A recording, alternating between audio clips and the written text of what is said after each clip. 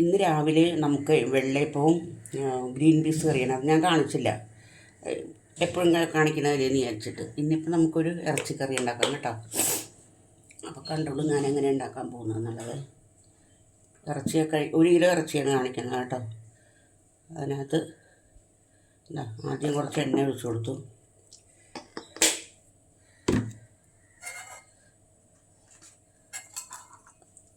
എണ്ണ ചൂടായിക്കോട്ടെ.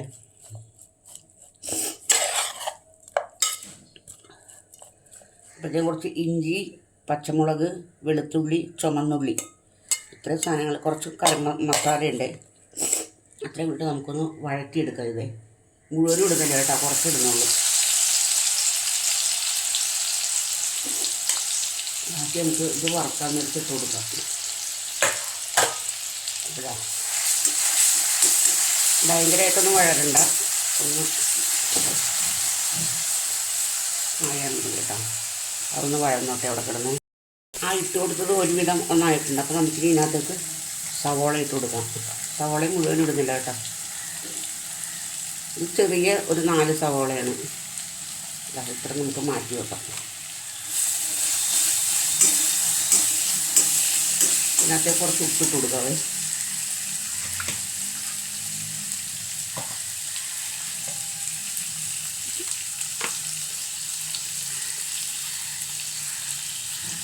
ഉപ്പിട്ട് കൊടുക്കും. ഞാൻ പലപ്പോഴും പല രീതിയിലാണ് വെക്കുന്നത്. എല്ലാം ഞാൻ കാണിക്കുന്നുണ്ട്, വെക്കുന്നതല്ല. എൻ്റെ പഴയ വീഡിയോസൊക്കെ എടുത്ത് നോക്കി അറിയാൻ പറ്റും.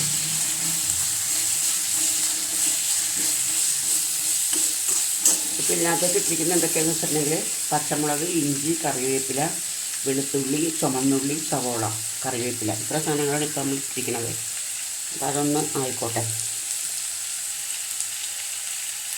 അപ്പോൾ ഇത് നമുക്ക് ബാക്കി പണിയൊക്കെ ചെയ്യും. ഇതിനകത്തുള്ള പൊടികളൊക്കെ ചേർക്കണം. അപ്പോൾ അതൊക്കെ എടുത്ത് വെക്കട്ടെ കേട്ടോ. അത് അത്രയും വാടിയാൽ മതി കേട്ടോ. ഇനി നമുക്കിതിനകത്തേക്ക് മഞ്ഞൾപ്പൊടി ഇട്ട് കൊടുക്കാം. പിന്നെ എരിവ് ഇച്ചിരി കൂടുതൽ ഇടണം. അതെ, മുളക് പൊടി ഇട്ട് കൊടുക്കണം.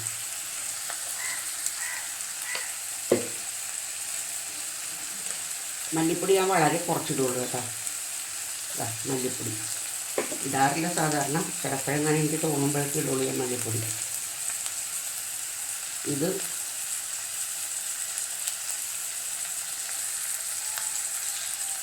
അതിട്ടേ അത് ഇടണ്ട. കുറച്ച് കുരുമുളക് പൊടി ഇട്ട് കൊടുക്കാം.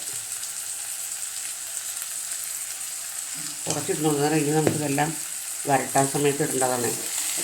അതുകൊണ്ട് കുറച്ചിടുന്നുള്ളതല്ല.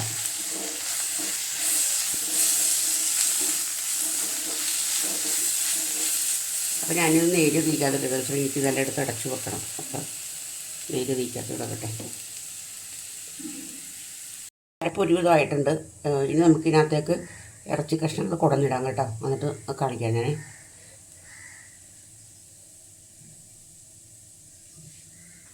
അതിൻ്റെ വെള്ളം വാരാൻ വേണ്ടി വെച്ചിട്ടുണ്ടായിരുന്നു. അപ്പോൾ അത് ഞാൻ ഇതിനകത്ത് കുടഞ്ഞിടുകയാണ്.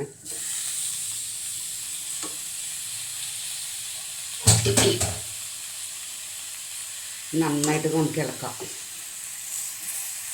ചട്ടി ചെറുതായതുകൊണ്ട് ഈ പാടാണ് ഇളക്കിയെടുക്കാൻ.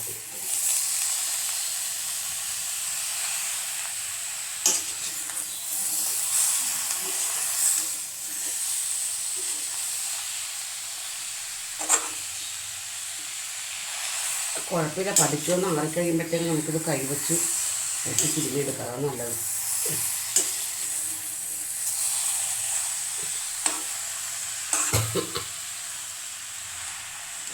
നന്നായിട്ട് പിടിക്കണേ അതിനകത്തേക്കല്ല.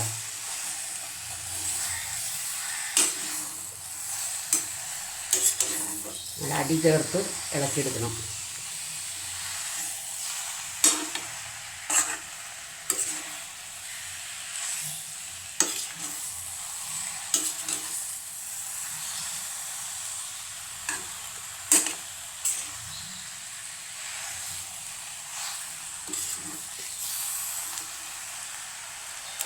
കണ്ടോ. ഇനി ഇത് നമുക്ക് കുക്കറിനകത്തേക്ക് ഇട്ടിട്ട് നമുക്കൊരു 7-8 വിസിൽ വരെയും കേൾപ്പിക്കാം കേട്ടോ. അപ്പോഴത്തേക്ക് ഞാൻ അന്നേരം കാണിക്കാവേ. കുക്കർ വെച്ച് കൊടുക്കാം കേട്ടോ. ഇനി കുക്കറിനകത്തേക്ക് ഇട്ടിട്ട് നന്നായിട്ടൊന്ന് കൂട്ടി തിരുമിയിട്ടുണ്ട് കേട്ടോ. ഇനി കുറച്ച് വെള്ളം ഒഴിച്ചു കൊടുക്കാനകത്തേക്ക്, തിളച്ച വെള്ളം.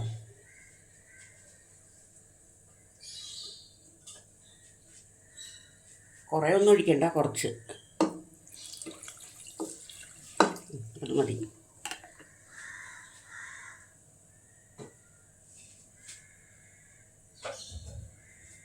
ഉപ്പൊക്കെ നമുക്കിനി പിന്നെ നോക്കാം കേട്ടോ.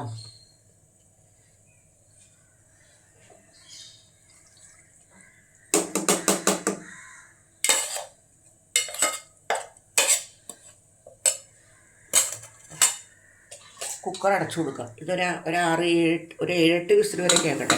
ബീഫല്ലേ, എല്ലാം വേവുണ്ടാവും.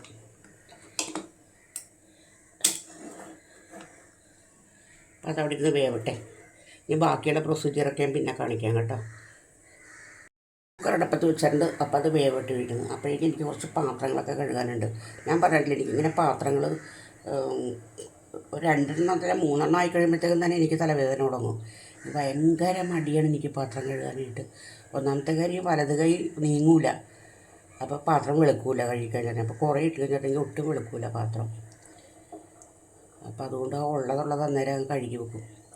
അല്ലെങ്കിൽ എനിക്കതിൻ്റെ പുറത്ത് കിടന്ന് ഇങ്ങനെ ബലം പിടിക്കാൻ വയ്യ. അതുകൊണ്ട് എന്ത് പറ്റി, പാത്രങ്ങളൊന്നും ശരിക്കും വെളുക്കൂല. പിന്നെ അനിയത്തി വരുമ്പോൾ എപ്പോഴും പറയും പാത്രം അങ്ങനെ വെളുത്തിട്ടില്ല, അങ്ങനെയാണ് ഇങ്ങനെയാണെന്നൊക്കെ പറയും. ഇവിടെ എൻ്റെ ബുദ്ധിമുട്ട് എനിക്കല്ലേ അറിയാൻ പാടുള്ളൂ. കൈ വെച്ച് നമുക്ക് ഉരച്ച് തേച്ച് കഴുകാൻ പറ്റില്ല. അതുകൊണ്ടാണ്. എന്ന് വെച്ചാൽ പണ്ടൊരിക്കൽ ഒരു 10-12 വർഷത്തിന് മുമ്പ് ഞാൻ അനിയത്തിയുടെ വീട്ടിൽ പോയി ഗുജറാത്തിൽ. ട്രെയിനിൽ നിന്ന് ഇറങ്ങിയപ്പോഴത്തേക്കും പെട്ടെന്ന് ഉച്ച സമയമായി. അവിടെ നമ്മൾ AC നിന്ന് പെട്ടെന്ന് പുറത്തോട്ട് ഇറങ്ങിയപ്പോഴത്തേക്കും എനിക്ക് കണ്ണ് ഭയങ്കര ഇരുളിമയായിപ്പോയി. കാലെടുത്ത് വെച്ചത് ഇതിനകത്തോട്ടല്ല, പ്ലാറ്റ്ഫോമിലോട്ട് ഡയറക്റ്റ് എടുത്ത് വെച്ച് അവിടെ വീണ് ഭയങ്കര ബുദ്ധിമുട്ടായിപ്പോയി. കൈ ഓപ്പറേഷനൊക്കെ ചെയ്ത് ഇപ്പോഴും ആ കൈ ശരിയായിട്ടില്ല. 10 വർഷത്തോളമായി. ഇപ്പോഴും കൈയുടെ തോളെല്ലാം പൊട്ടിയത്.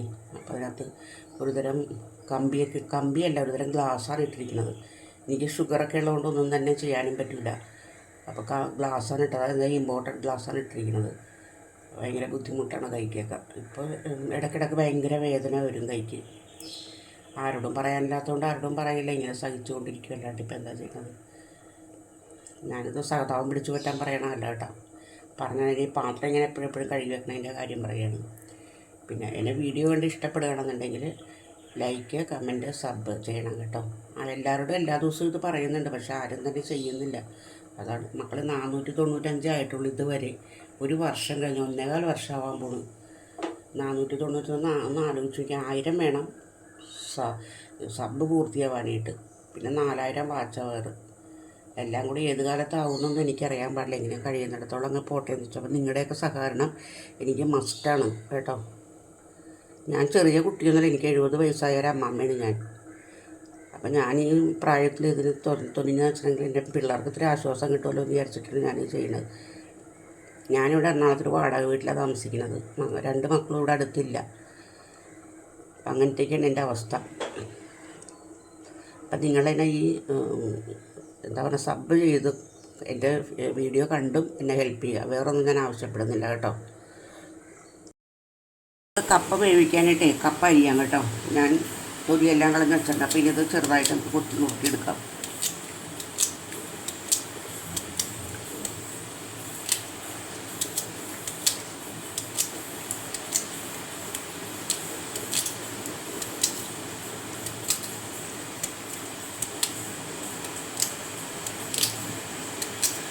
നമുക്ക് വെറുതെ മഞ്ഞപ്പൊടിയും ഉപ്പും മാത്രം ഇട്ട് വേവിച്ചിട്ട് ആദ്യം ഒരു വെള്ളം തിളച്ച് കളയണം.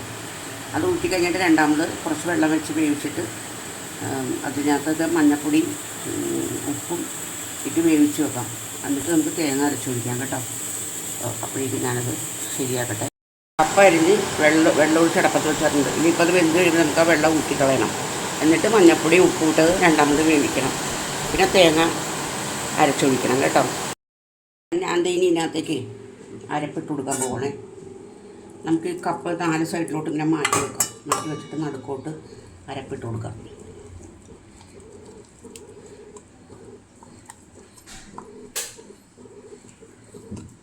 ഇതൊന്ന് സ്വല്പം കുറച്ച് വെള്ളത്തിലൊന്ന് കഴുകിയിട്ട് ആ വെള്ളം കൂടി ഒഴിച്ചു.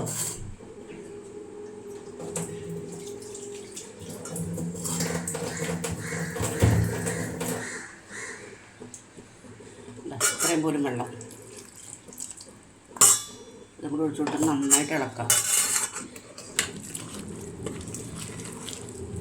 ഇത് നമുക്ക് നടപ്പത്തേക്ക് വെച്ച് കൊടുക്കാം കേട്ടോ. എന്നുവെച്ചതൊന്ന് ആവിയിൽ വേവണമെങ്കിൽ ആ തേങ്ങ വേവണ്ടേ. എന്നിട്ട് നമുക്ക് എല്ലാം കൂടെ ഇളക്കി കൂട്ടാം.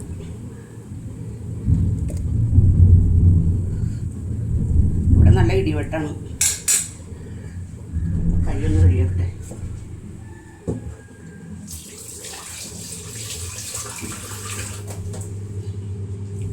അപ്പോൾ നമുക്ക് തീ പിടിപ്പിച്ചിട്ട് അടപ്പത്തേക്ക് വെച്ച് കൊടുക്കാവേ.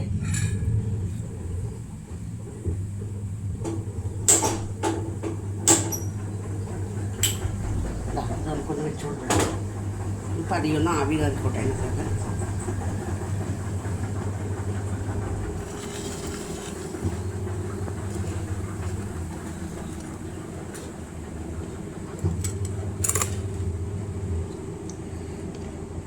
മൂടി വെച്ച് കൊടുക്കാം കേട്ടോ. നന്നായിട്ട് ആവി കയറിയിട്ടുണ്ട് കണ്ടോ. ഇനി ഇരുന്നത് കരിഞ്ഞാടിക്ക് പിടിക്കും. നമുക്കിത് നന്നായിട്ടൊന്ന് ഇളക്കിയിട്ട് തീ ഓഫ് ചെയ്യാം.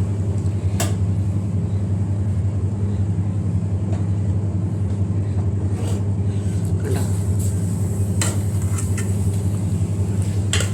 നന്നായിട്ട് ഇളക്കി കൊടുക്കാം കേട്ടോ.